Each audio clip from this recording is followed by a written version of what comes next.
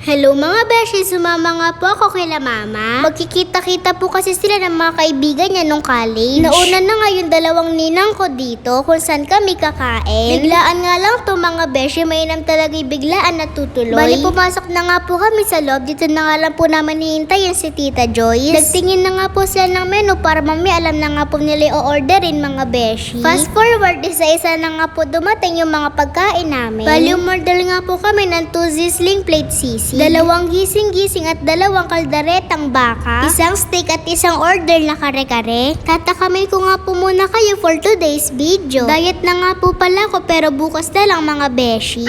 Naamoy ko pa nga lang po yung pagkain, di ko na nga po talaga kayang mag-diet. Tara, kain na po tayo mga beshi. Thank you po Lord sa lahat ng blessings. Yung mga estudyanteng kumakailan ng jampong noon, ngayon kaya nang kumain sa ganto.